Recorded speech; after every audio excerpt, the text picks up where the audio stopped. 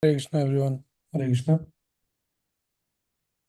Thank you for joining us this evening. So let's get started with the prayers for our discussion today on Damodar Lila. So I request everyone to join me in chanting the prayers. You can just fold your hands and chant along with me.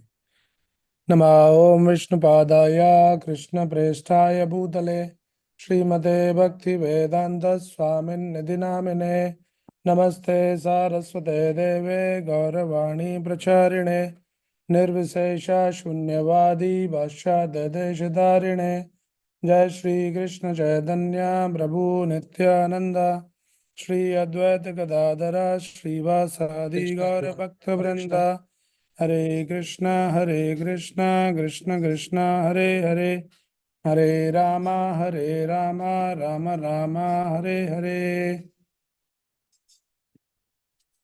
Hare Krishna. So we'll wish you all a very happy and Krishna conscious Kartik month, which already started. And I'm sure that all of you, all the devotees, will be very fired up. Yesterday, those who attended maybe just ignited some fire.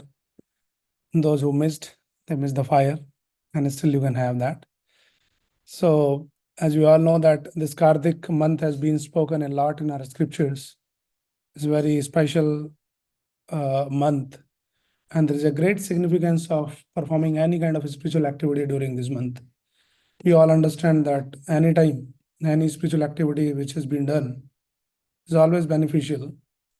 But during this month, if something has been done, so our scriptures explains, the benefit is thousandfold. So if you're chanting one round, you're getting the benefit of 1000 mala. Doesn't mean that you just chant one round and say we already finished 1000.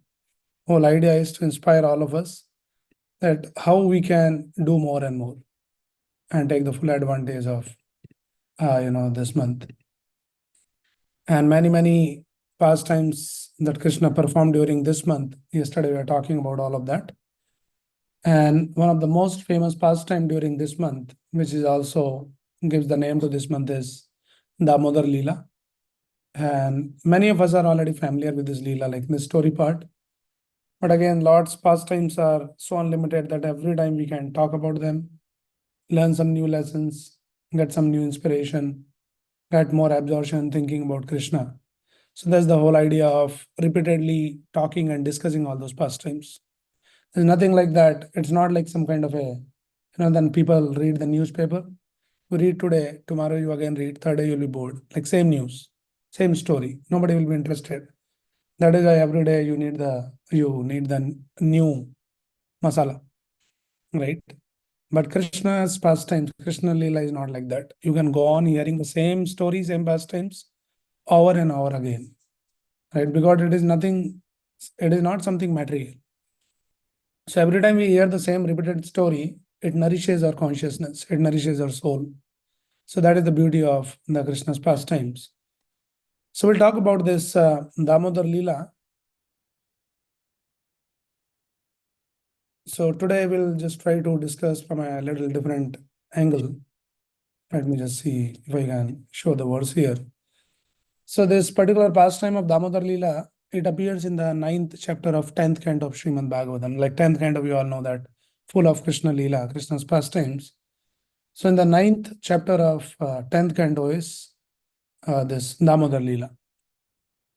But before that, why Krishna performed this Damodar Lila, we need to understand a little bit of background and conversation between Parikshit Maharaj and Shukdev Goswami. What is happening? Right. So there is this discussion. Let me just show this verse and let us read this verse.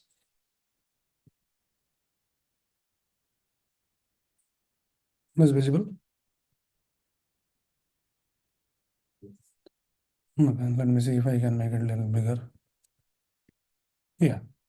So this verse comes in the 8th chapter of 10th canto. It says, Traya cha Upanishad Bishya Sankhya Yogasya Satvatahi Upgiyamana Mahatamya Harim Samanya Atmajam.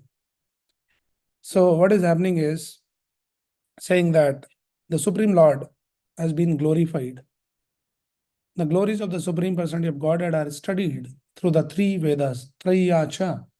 three Vedas, Upanishad, Bhishya, and all the Upanishads. So the Vedas and the Upanishads and the literature on Sankhya Yoga and other Vaishnava literatures, they're all glorifying the position of the Supreme Lord, that how Krishna is the Supreme Personality of Godhead. So much has been described, but here what is happening is, say, Harim Samanya Atmajam. Though all the scriptures are talking Upgiyamana Mahatmya, they're talking about the Mahatmya of the Supreme Lord's glories. That what is his position as the Supreme Lord. Despite all of that description, still there is one devotee. And how she is treating the Supreme Lord?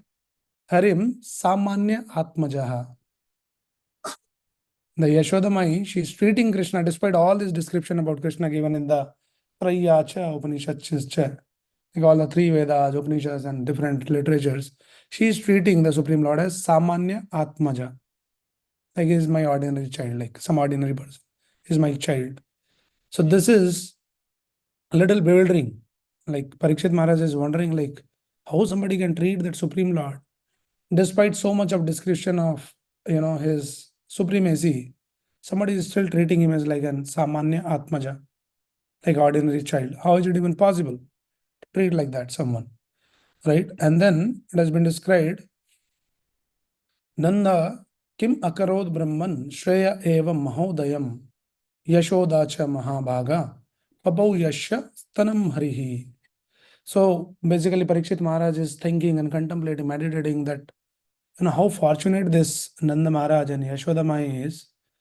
What they are doing is, says Nanda Kim Akarod Brahman Shreya Eva Mahodayam.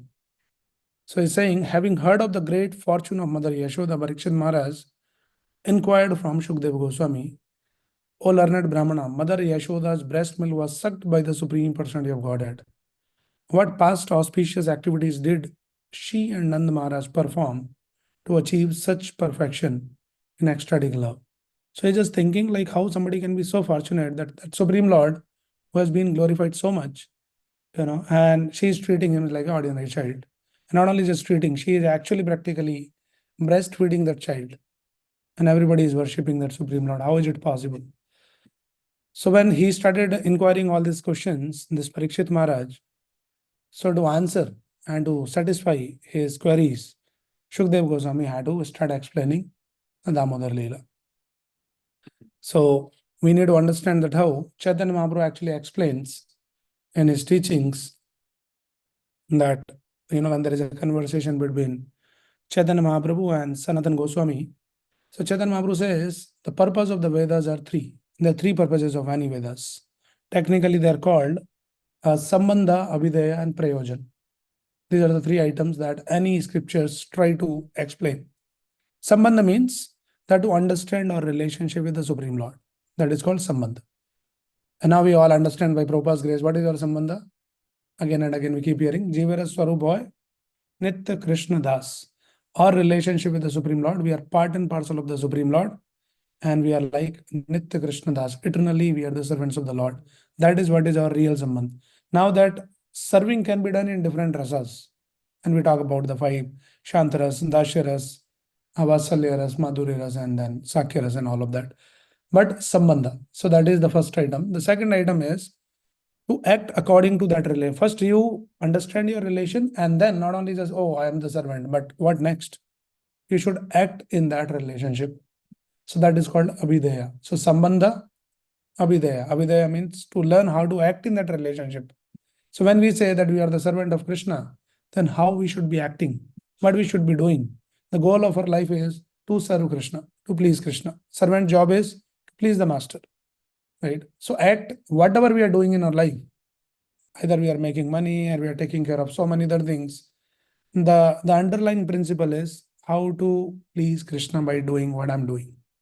That should be the understanding. So Sambandha we understand first, then Abhidheya, and then third item is called Prayojan. Prayojan means that what is the goal ultimately? You understand the Sambandha, you start acting in that Sambandha, that relationship, but what you are trying to achieve. So that is called the Prayojan, the goal. So the goal is that Prabhupada says here, the word Prayojan means necessities And the ultimate necessity is explained by Sri Chaitanya Mahaprabhu, Prema Pumartho Mahan. What is that real necessity? What is the goal? Goal is somehow or other we can attain, we can develop that love for Krishna. That is the goal of all the scriptures. So as Krishna also says in the 15th chapter, 15.15, famous verse, Vedesha Sarvar Aham Vedyo Vedantakrit Vedvid Evachaham. So what is the goal of all the scriptures? Many times people just miss out the goal, the purpose. They read the scripture, they do a lot of austerities, a lot of tapasya, some meditation, and all lot of things which can be done. But don't miss out the goal. Goal is this prayojan is prema pumartho mahan. Ultimately, those things should lead us to develop our love for Krishna. So our relation with the Lord is that of that loving relation. So any kind of spiritual practice anybody is doing should be very, very clear that ultimately should help me to develop my dormant love for Krishna. So Chaitanya Mahaprabhu explained these are the three items. And then Prabhupada says here the greatest necessity for a human being is the achievement of love for the Supreme Personality of Godhead. That is the greatest necessity. We think like you go and ask the people, what is your necessity? We can give the long list. One good job and big salary and then big house, then another house and then another car and green card and then citizenship and 100 things we can say. We think like these are the real necessities, which are also important, but they're not the real necessities of life. We need to understand from the scriptures, the real necessity is that love for Krishna. If that is achieved, human life is perfected. So that is how we should understand. So this goal we are talking about, the prayojan, the love. Now we see in Vrindavan, and especially this Nanda Maharaj and Yashoda Mai, they are actually already the epitome of this love. Especially Yashoda Mai has been glorified a lot. And that is why this Parikshit Maharaj is saying, Nanda kim akarod brahman, Shreya evam mahodayam, Yashoda cha mahabhaga. Like I'm just wondering, I'm thinking of Mahabhaga, like the great fortune of this Yashoda Mai. Yashoda cha mahabhaga. And Prabhupada explains in those purports that Krishna took birth from Devaki and Vasudevji. But they were not fortunate enough to experience the loving and sweet pastimes of Krishna. So in that sense, Yashoda Mai is even more fortunate, especially this Nanda and Yashoda. Though Krishna took birth from them, he did not take birth from Nanda and Yashoda. But still they are more fortunate because they practically experienced and witnessed that loving pastime, the sweet pastimes of Krishna. So that is why it is glorified here, Yashoda cha Mahabhaga. And here Parikshit Maharaj is saying, Nanda kim akarod Brahman and Yashoda cha Mahabhaga, saying that Nanda Maharaj and Yashoda Mai, how fortunate they are. But in that purport, Prabhupada explains, when we talk about the good fortune, the Yashoda Mai stand on the top. Even Nanda Maharaj also sometimes has to go out for his work and all of that. And that time he gets separated from Krishna. He may not be all the time with Krishna. But Yashoda Mai is practically so fortunate that 24/7 she has to be with Krishna. Krishna cannot be without Yashoda Mai. And Yashoda Mai cannot be without Krishna. So that is Yashoda Mai's good fortune. Right? So how they got this good fortune? That is the question. Because they are already situated in that loving devotional service. And that is the prayojan of any scripture. So Yashoda Mai, this Nanda and Yashoda, they are eternally the mother and father of Krishna, even in the spiritual world. Right? They're eternally father and mother of Krishna. So in the spiritual world, the Yashoda Mai and Nanda Maharaj, they are actually Drona and Dhara. That is their name. And then one time they take the permission when Lord was planning to come to perform the pastime. And then they take the permission that Krishna is going to perform pastime. So we also want to, participate in that Leela. So their Leela is, their participation can be in just one way. They has to become mother and father. Because eternally they are mother and father. Now we know that Krishna never takes birth. He doesn't have, he is the Supreme Father. But still there is a rasa. On Tattva level, the Supreme Lord Bhagavan doesn't need any mother and father. But on the level of rasa, exchanging of the feelings and emotions to perform the pastimes, there has to be one mother and father. So they are eternally in that service, in this Drona and Dhara. So then they take the permission from Brahmaji that please allow us that we will also participate. And then they come and they become Nanda and Yashoda. Right, wherein Devki and Vasudevji, they were in their previous life, they're Sutap and Prishni, and they performed very severe austerities. And after that austerities, they got this fortune of having Krishna as their son. But Nanda and Yashoda, there is no description of they perform the austerities. So Prabhupada explained that two kind of devotees. One is called Nitya Siddha and another is called Sadhana Siddha. Nitya Siddha means eternally they are in that relation with the Lord, eternally. And Nitya Siddha, they are always in that loving relation. Another category is Sadhana Siddha. Sadhana Siddha means we may not be on that platform, but by practicing sadhana, practicing the principles of devotional life, we can gradually uplift ourselves to that level. So in that sense, this Yashodamai and Nanda Maharaj, they have been glorified so much here that this Yashodamai is like practically Krishna is, she is feeding the breast milk. And Krishna is always sitting on our lap only. How fortunate. And what Krishna, who is this Krishna? Trayacha Upanishadcha. That the same Krishna was being glorified. Upagiyamana Mahatmya. That Supreme Lord who has been glorified in all the scriptures and all the Upanishads and all varieties of literatures. That Supreme Lord has become the child. And then Yashodamai is treating him as a Samanya Atmajam.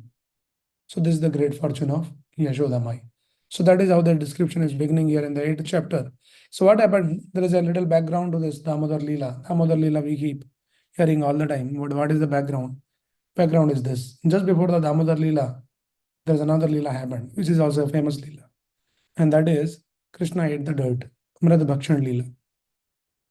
So there is this, this place is called in Vrindavan, in the Braj, like Brahmanda Ghat. So Krishna one time when he was playing with his friends there, and then Krishna ate seemingly some dust, like some dirt he ate. And then Balramji goes and Balramji complained to Yashodamai that Krishna ate the dirt. And then Yashodamai kind of, trying to chastise Krishna. And why did you eat the dirt? And then Krishna saying, no, I did not eat the dirt. And these people are just conspiring against me. Or something like that. He was just making up. He says, I would have believed that, but this time that complaint is coming from your dear brother, Balramji. Balramji is generally on your side only always. But if he is coming and complaining, means there is a truth to this complaint. And Krishna is trying to defend, but nothing worked, all his arguments. And then he says, okay, if you don't trust me, then see my mouth. Look my mouth if I ate something. And Yashodamai says, okay, open your mouth. And we know the famous pastime that when Krishna opened the mouth, what Yashodamai saw was the entire universe, the Brahmanda. That is why this place is called Brahmanda Ghat. Right? So entire universe was shown to Yashodamai. And in that moment, Yashodamai got bewildered by seeing that who is this? I thought he is my child. And looks like he is not some ordinary boy. And then Yashodamai kind of, almost getting fainted. So that time Krishna became concerned. He became alarmed. So, oh my God, I just showed sometime, in Josh and Brahman. But now Yashodamai saw my opulence and she might change her mood, her, sentiment towards me might get disrupted by seeing this majesty. She may not treat me like a small boy now, but I want to relish that relation. I love that Yashodamai chastise me and he controls me. I want to experience that reciprocation from Yashodamai. Just because I showed this thing, now it might disrupt the sentiment, the mood of Yashodamai. So Krishna wanted to fix that problem, but I have to do something about that, right?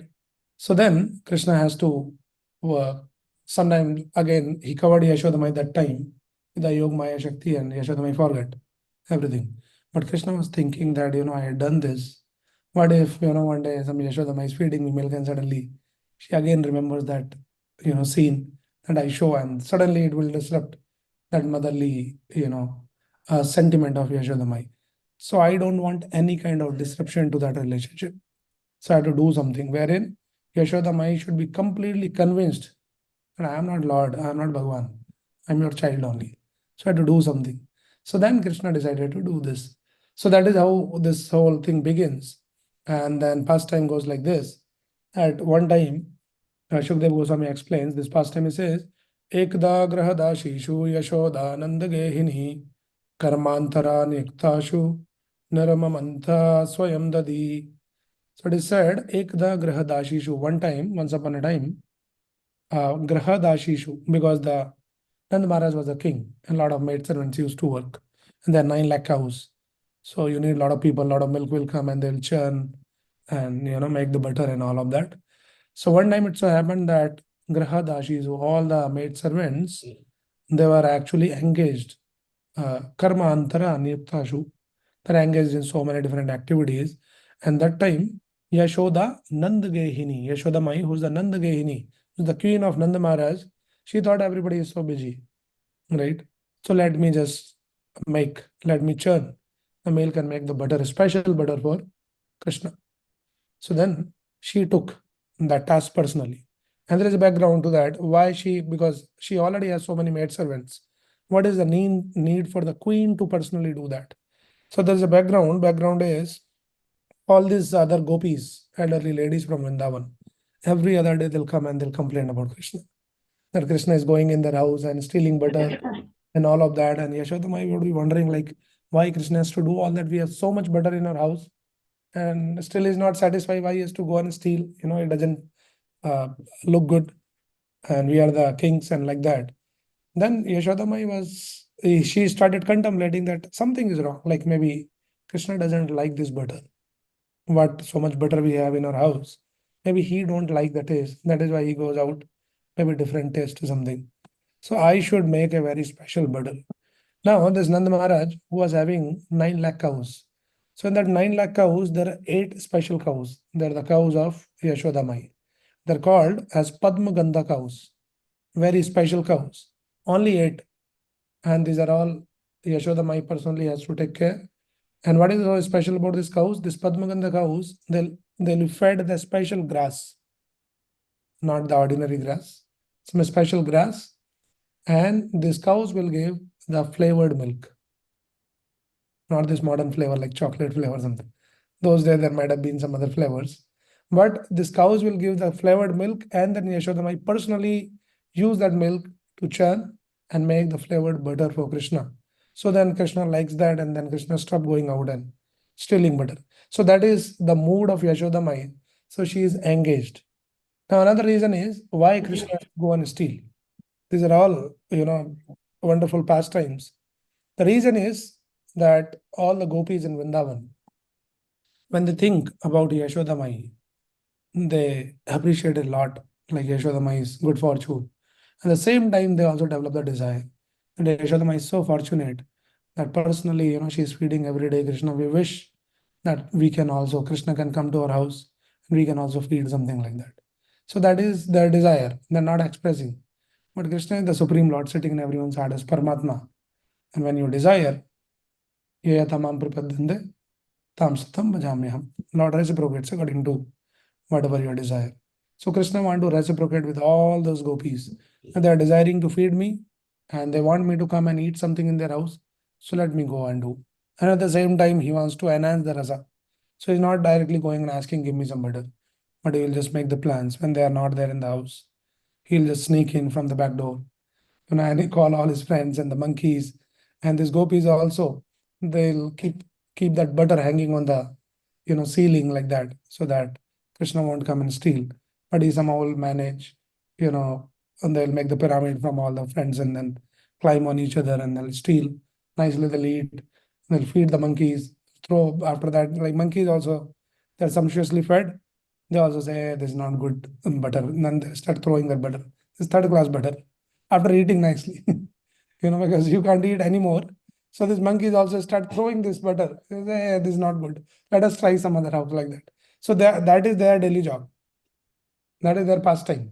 So it's just to enhance the rasa. So gopis in their heart, they are very satisfied. But at the same time, externally, they'll go and complain to Yashoda Mai. So Yashoda Mai, she thought, okay, let me just try something, making special butter. So that is how she is engaged here. Ekada gradashishu. Yashodananda gehini karmantara niktazu. Nirmamantha swayam dadi. Yani yani hi gitani. Tad bal charitani cha. Dadi nirmantane kale smaranti tani agyata. So when she was doing, it has been explained how Yashodama is churning the butter.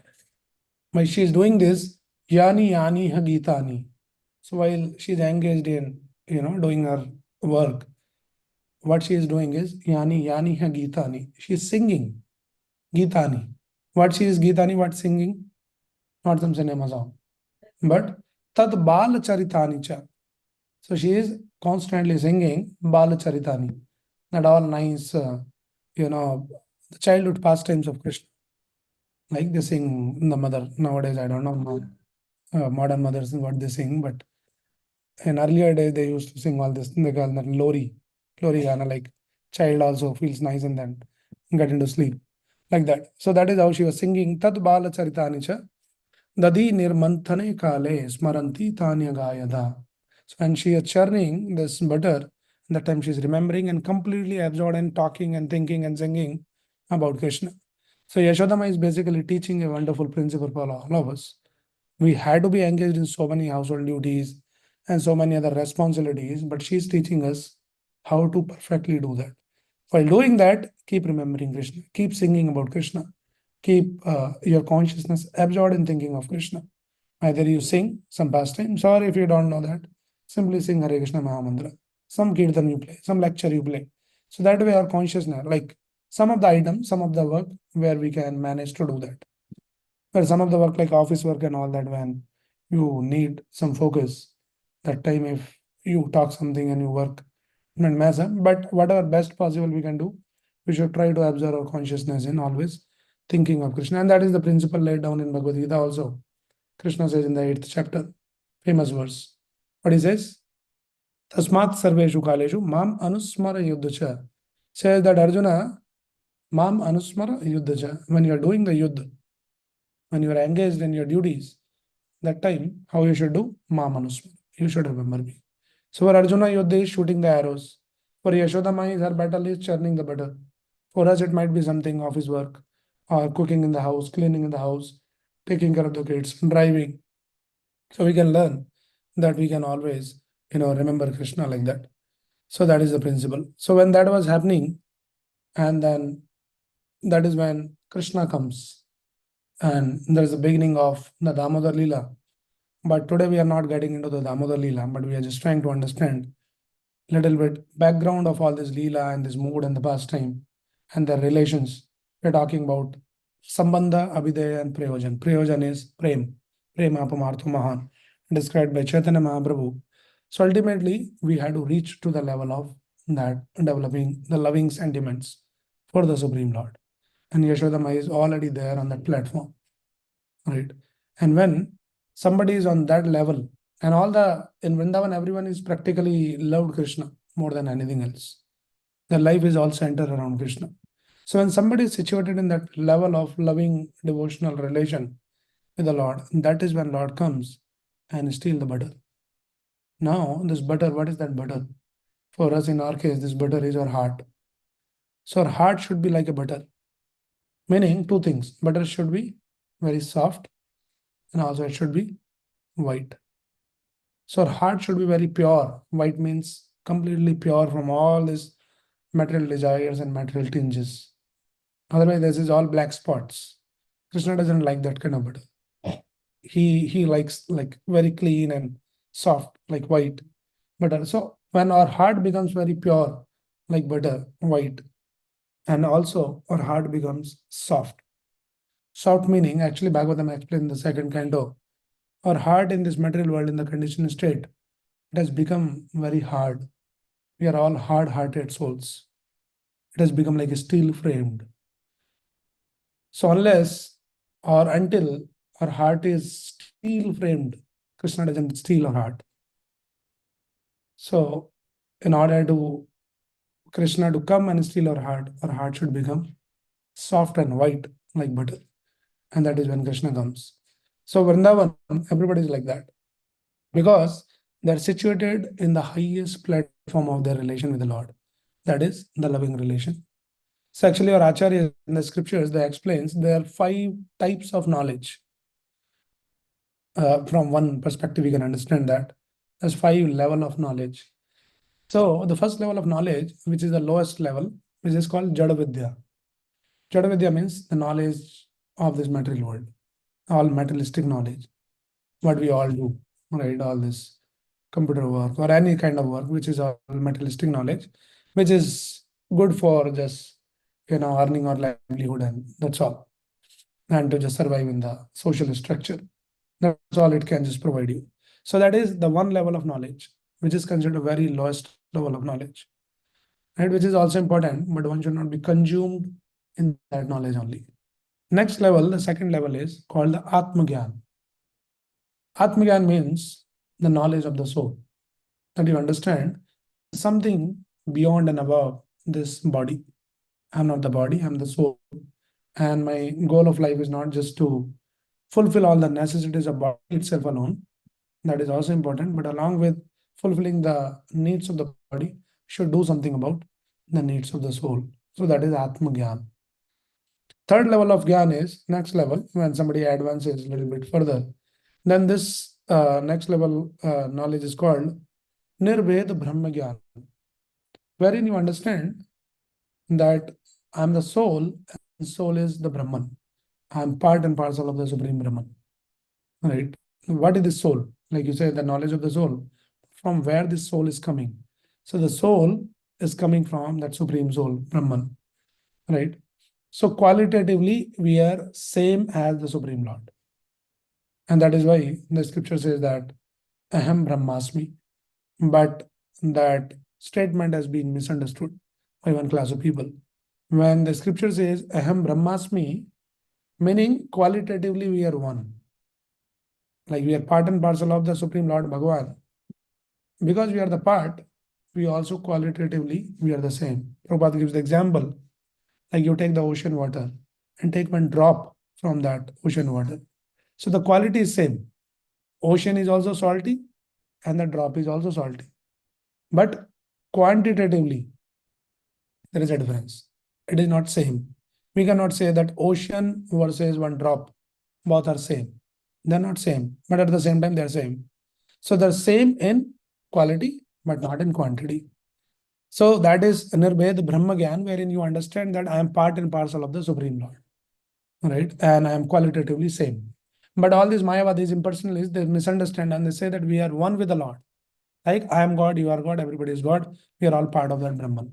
So that is the misunderstanding of that statement. So that is the third level of knowledge. So Jada Vidya, Atma Gyan, Nirbhed Brahma Gyan, the fourth level, that you are not only just Brahman. And what is that Brahman? You start to understand that Brahman is not some light, some energy, some Jyoti. Actually, Brahman is Brahmeti, Paramatmeti, Bhagavaniti. Ultimately, it is Bhagavan, the Supreme Lord. And this is the fourth level of Gyan, which is called Ishwar Aishwarya Gyan, wherein you understand that ultimately it is Bhagavan is a person and is the Supreme Lord, very opulent, Aishwaryasya, Samagrasya, Viryasya, Yashashashriya, Jnana Vairagyasya, Sannam Bhaga, Tingana. That Bhagavan is full of all the six opulences, all the Aishwarya, Virya, like power, the name and the beauty and the knowledge and renunciation. He is the topmost. So that is about the Aishwaryata of the Lord. So you understand that Lord is all opulent, all the six opulence in extreme. So that is one level of next level of Gyan, where you understand that yes, I am tiny, insignificant. Lord is supremely opulent. So that is considered the very high level of Gyan, where you understand the Lord. But there is something beyond that also. So this fourth level is called Ishwar Aishwaryata Gyan. The next level and the highest and the topmost is called Shuddha Madhurya Gyan. What is this Shuddha Madhurya Gyan?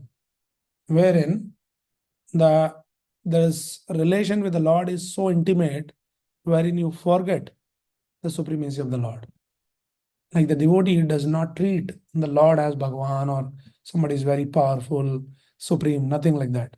But they start to treat the Lord as if, as we are reading this verse, today's verse, it says, Samanya Atmajam. Like devotee is situated in that loving relation out of that Shuddha Madhurya Gyan, they forget the supremacy. And they start to treat the Lord as if, oh, he's my child. So Yashodama is situated in that level. She doesn't understand that Krishna is a Bhagwan.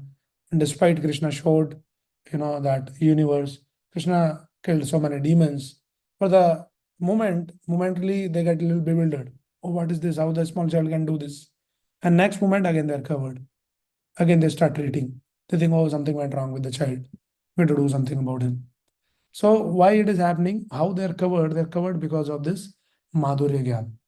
So that is considered the topmost, and Krishna loves that. The Krishna is the supreme controller. But when the devotees start to control the supreme controller, that is what Krishna loves the most. So Yashoda Mai, she is situated in that intimacy. So this Shuddha Madhurya Gyan. All right. So what is the difference between this Aishwaryata and the Madhuryata? What happens is Aishwaryata, whole world understands that Supreme Lord is powerful, supreme controller, and all the opulences like that.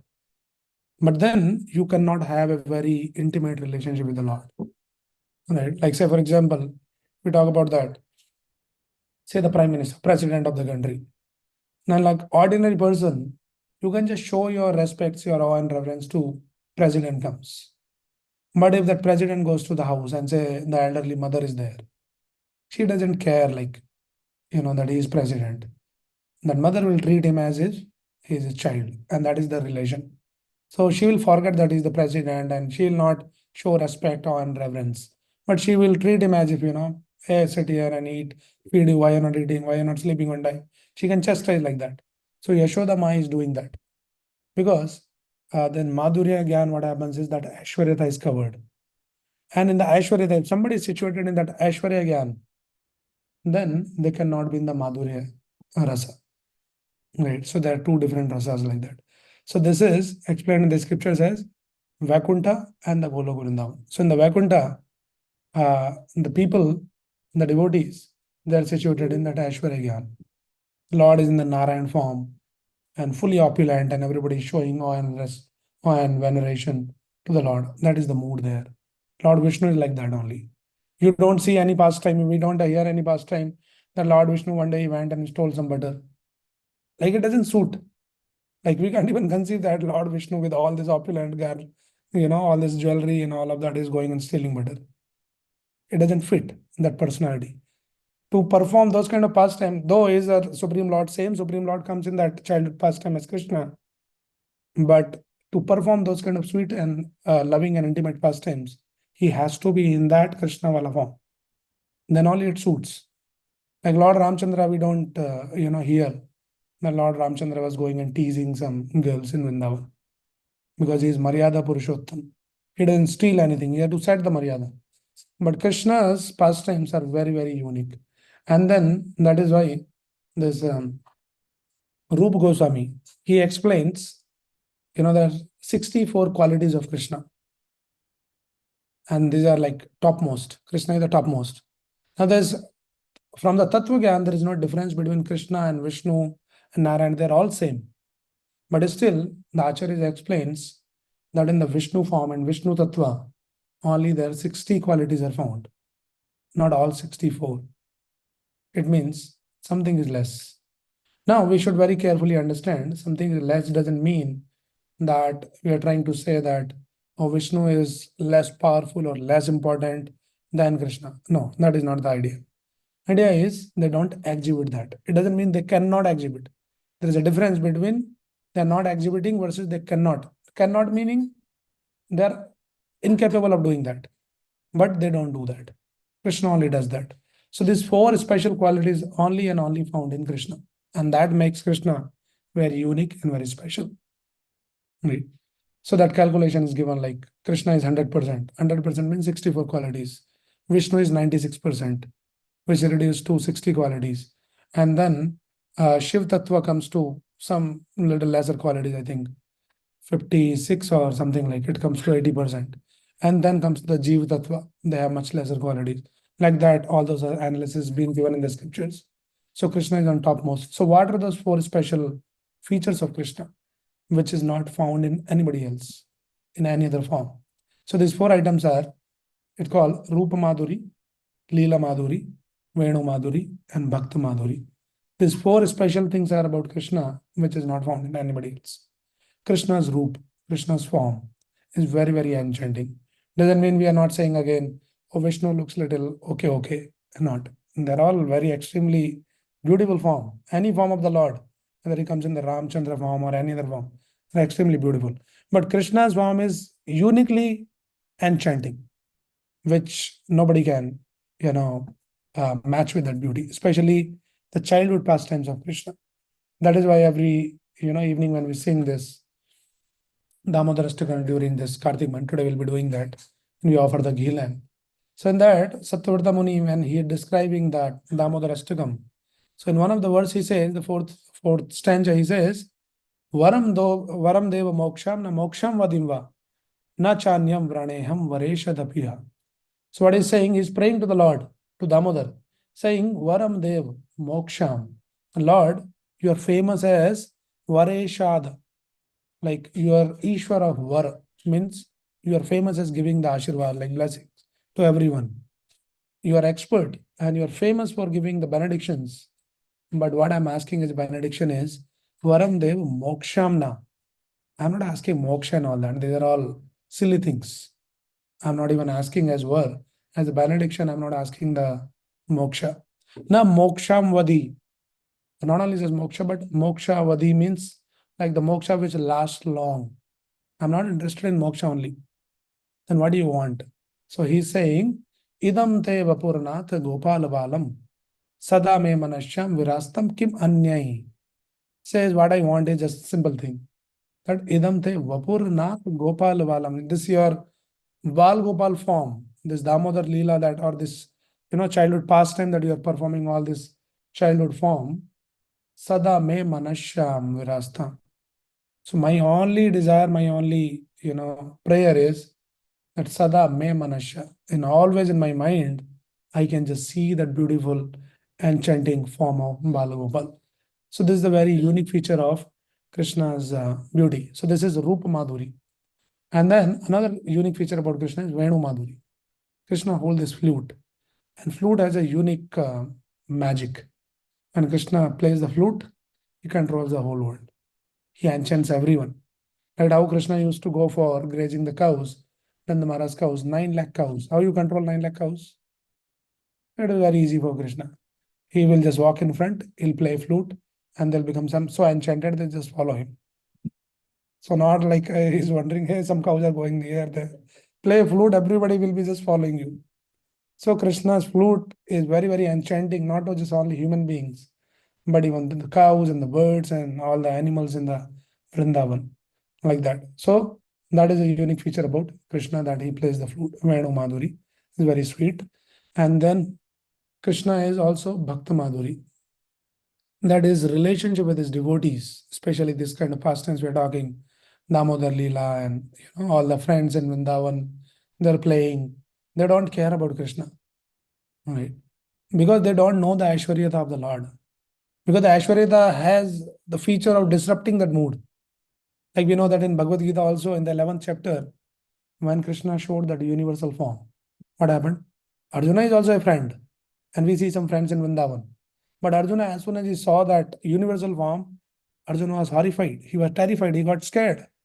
And then suddenly his whole mood changes and his mood started reflecting in his words. Earlier he was talking tuam, like with the friend you talk like this only, right? Tum kya kar rahe the, something like that. But suddenly, after that, seeing that form, universal form, he started using the words bhavam. Bhavam means like it becomes more respectful. Aap kaun ho? So earlier he was saying like tum kaun ho? It is like more, close relation, like with the friend you're talking. Suddenly he started saying aap kaun ho? He got bewildered, like, who are you? I thought you are my friend. But doesn't look like you're my friend, you are somebody else. So his mood got disrupted actually. That is what the Aishwaryata do. You cannot be in a loving relation. And in the 11th chapter, you will read that how, Arjuna started begging forgiveness, saying, oh, my Lord, I never recognized that you are that Supreme Lord. And sometime I might have treated you as my friend. And very casually, I might have treated you while eating, sleeping together, and all of that. So if I have committed any offense, please forgive me. So his mood changes like that. But in Vrindavan, what happens is there is special Yog Maya energy, which covers constantly all these friends in Vrindavan. They doesn't care. If Krishna tried to prove sometime that, oh no, I am the God, They just make Balaram Mandir. right. So that is what. So there is a difference between Arjuna is saying, "Oh, the God is my friend." Arjuna can say, "Oh, I didn't know, and God is my friend." But in Vrindavan, they don't say that God is my friend. What Vrindavan friend they will say? They will say, "My friend is God." For them, still he is a friend only. God comes later. So they will say that my friend is God. So God is later. First he is my friend. So I have to treat him like a friend only. So this kind of intimate connection and relation that Krishna performs, the pastime, that is a unique feature of Krishna, which other forms of the Lord doesn't do. Like Lord Ramchandra, he doesn't, do all that. He should be in Maryada. Lord Narayana also, everybody should be just bowing down Dandavat. But Krishna, nobody does the Dandavat in Vrindavan. The playing game is, okay, put us on your shoulder and give us a ride. Forget about Dandavat and all that. Right? So this Bhakta Madhuri is a unique feature. So this is the third item. Roop Madhuri, Venu Madhuri, Bhakta Madhuri, and then Leela Madhuri. So all these Leelas with the Bhakta, with his devotees, he does. So this has been a very, very unique feature of Krishna that Rupa Goswami points out in Nectar of Devotion. Right? So these are the kind of loving pastimes. And one such pastime is this Damodar Lila, which we are not entering actually today. We'll discuss that. And because we all know the story, we'll just touch on the story. But what we'll cover is in the next session, a lot of contradictions that will try to resolve the contradiction. That how the Supreme Lord, who is explained in the scriptures as Atmaram. Atmaram means one who is self-satisfied. Or another characteristic of the Supreme Lord has been explained as Aptukam. Like he doesn't need anything from outside to be satisfied. And that Supreme Lord who is self-satisfied, completely satisfied, why he has to go and steal butter? Who steals? Somebody who doesn't have sufficiently. That person only go and should steal, right? And then so it's a contradiction. Scripture saying you are Atma Ram, you are self-satisfied. And that Lord is going and stealing. And scripture says that this verse comes in the Srimad Bhagavatam, third canto, says, Mad bhayad vati vatoyam, Surya tapati mad bhayat, varshati indro dahati agnir, mrityu charati mad bhayat. So this Kapil Muni is explaining the Supreme Lord is says Mad Bhayad Vati Vatoyam. Because of my fear, the wind is blowing. Surya Tapati Mad Bhayad. That the sun is shining, and then Varshat Indra. That Indra is sending the rains. It's all because of my fear. So everybody is fearful of that Krishna, and that Krishna is fearful of Yashoda Stick. Rudantam, not only just fearful, literally crying, Rudantam, Hurnetram, Yugmam Mirjantam, crying and rubbing his eyes like that. How to understand? So, like that, many contradictions, you understand how Lord actually brings that intimacy by doing something which is very contradictory to his own characteristics. People want to, maintain their reputation. Krishna doesn't care about his reputation. What people will talk about me, oh, you're crying, you silly boy, and nobody will respect you tomorrow. Krishna doesn't care about all of them. So we'll talk all those things and some wonderful life lessons. We'll try to learn that. So these are some of the background story about this Damodar Lila, that how Krishna ate this dirt, the Mrat Bhakshan Lila, and because of that, he showed that universe. And because of that Aishwaryata, Yashoda Mai's mood, is getting disrupted, and Krishna thought it should not get disrupted. Because Vrindavan is all about sweetness, not about greatness. Vrindavan is free from all this Aishwaryata, majesty, the opulence, and the power and greatness and all that. Vrindavan, it doesn't enter into Vrindavan. Vrindavan is all about intimate relationship with the Lord. So that is why, because he did that, he showed that universe in the mouth. And he thought maybe that element comes and it might disrupt the mood of Yashodamai. So I should perform some pastime. So when Yashodamai was engaged in churning the butter one day, singing the glories, and then Krishna woke up, and that day was the day of Diwali. So then Krishna came and Krishna started holding on to that churning rod, indicating that, I am hungry. Now that is also another contradiction. The Supreme Lord is hungry. He is the one who is feeding the whole world. He is maintaining the whole world. And now he is getting hungry. And then Yashoda Mai, started feeding the breast milk. And after that, we all know the story that Yashodamai run into the kitchen, and then he got upset that I'm not sufficiently fed. So he's not only hungry, but he wants more. He was not happy with, you left me in between just for a moment. So he got upset. So we'll talk about all those wonderful contradictions. It will be nice to learn all of those things. Okay, so this Damodar Lila we'll discuss in more detail in the next class. So stay tuned. And before that, anybody has any quick question or any comment? Yes, Madaji.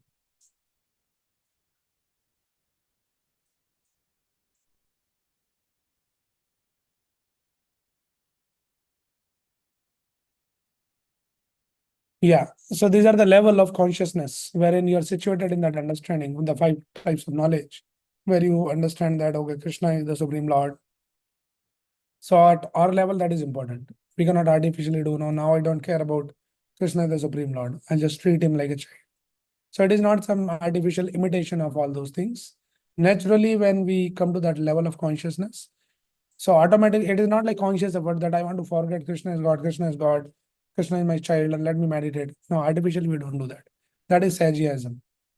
The Sajias, what they do, the Sajias are condemned in the Vaishnava Gaudiya, literature.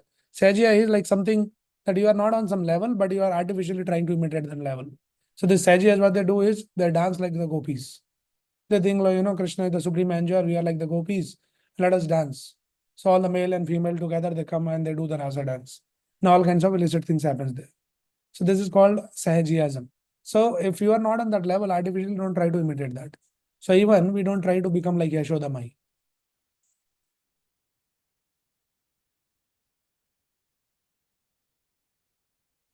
We are on the 4th level, at least theoretically. Gradually, that also has to become the realization. Krishna is the Supreme Lord, Krishna is the Supreme Enjoyer, Bhoktaram Yagdabsam Sarvaloko Maheshwaram. Now, theory we know. We can quote the verses like that. But when it comes to Krishna, the Supreme Enjoyer, I am always thinking about my enjoyment only. Either it is gross or it is subtle. Every time I just think of my enjoyment only. If I'm going somewhere, okay, maja aana chahiye. Like something. It is all about my pleasure. So it's a progression. Gradually, when we advance, consciousness rises beyond all that. Okay, anybody's any other quick question or any comment? Okay, I see something in the. Okay. Anybody has any question? Online? Okay, if there's no question, then I just want to take this opportunity to announce again one more time. We have been already announcing this, that considering this Kartik month, we want to give opportunity to everyone, not only just once in a week on Saturday evening, but every day evening we should, every day, either evening or morning, but Nityam Bhagavad Sevya, every day we should hear about Krishna. So we're launching this program called SLAD, Shloka a Day. Let me just show quickly here. So what we'll be doing at 8:30 to 8:45 every evening, we'll just read one verse of Bhagavad Gita and then discuss some important points which can be applicable in our day-to-day life. And before you go to bed, you just hear something, meditate on something about what Krishna is saying. So every day evening, 8:30 to 8:45, that we have been already doing in a different format, but now we are starting it soon from this Sunday on. And currently, because parallelly we are running another program, many of you are already signed up, those who are new. For them, this program it is already posted in the chat, the link. The Nectar of Instruction, we are doing a course which is starting on this coming Tuesday, every Tuesday evening, 8:15 to 9 o'clock. Every Tuesday and Friday, we'll be talking some important principles. So that will help us to, learn better some principles to advance in the spiritual life. So currently this Shloka day will be only for 4 days because Tuesday and Friday is clashing with our NOI sessions. So because of that, we have to keep it on only 4 days. So which is Sunday, Monday, Wednesday, and Thursday. 4 days. We are starting from tomorrow. Today we are already done. So please join, and then Rajaran Mataji, if you are there, then you can probably Yes, Prabhu, I'm here, Prabhu. Yeah, post that shloka ID, that group link. Somebody wants to join that group. Yeah, I already posted, Prabhu. You posted the shloka ID? Yes, both I posted, Prabhu. Okay, thank you. Okay, and those who are interested in learning this course, study of NOI, Nectar of Instruction, it's a 12 session series. So please sign up for this and learn and take the advantage of these programs. Okay, so let's start with this. And now let us chant one round of Hare Krishna mantra together.